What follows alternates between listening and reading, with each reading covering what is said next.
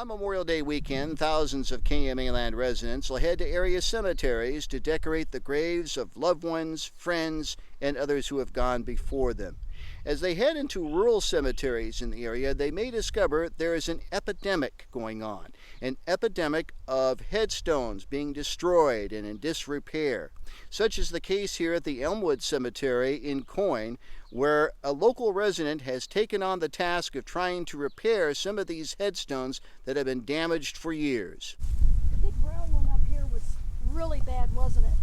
On a windy afternoon, longtime Coyne resident Ruby Thomas walks through the Elmwood Cemetery, a place carrying special meaning. Everyone in here I know something about or know them personally.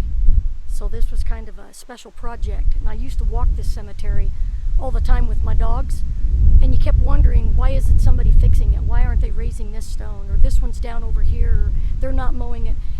And it's a different story when the shoe is on the other foot. In March of last year, Thomas accepted a Coyne City Council position with the stipulation that she would be appointed the town's cemetery sexton in order to repair the hundreds of damaged headstones.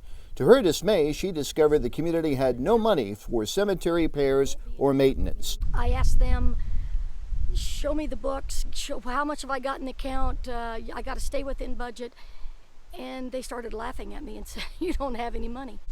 Knowing she needed help, not to mention money, to repair all the headstones in this cemetery, Ruby launched a massive emailing campaign, sending out a 4-page letter to everybody that she knew and then some.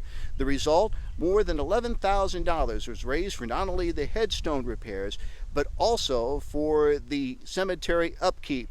Thomas also gained important allies like Lindsay Elmwood, who, along with second husband Josh, help her with the cemetery's upkeep. It's a labor of love for Lindsay, whose first son Brian Hull and son Miles are both buried in the cemetery. I feel like this is the last thing that you can kind of do for someone, and having the cemetery looking nice and having all the stones fixed up is just kind of respect out of the people who are here at the cemetery. Thomas also enlisted the help of J.R. Corson of Bradford, Arkansas, with the actual restoration efforts. Corson, who has repaired headstones in cemeteries all over the Midwest, says his work is a passion. These people right here is what built this community. Wasn't for these people here, you wouldn't have a community, And to me, when a cemetery's in disarray, that's disrespecting the people that built the cemetery or built the community.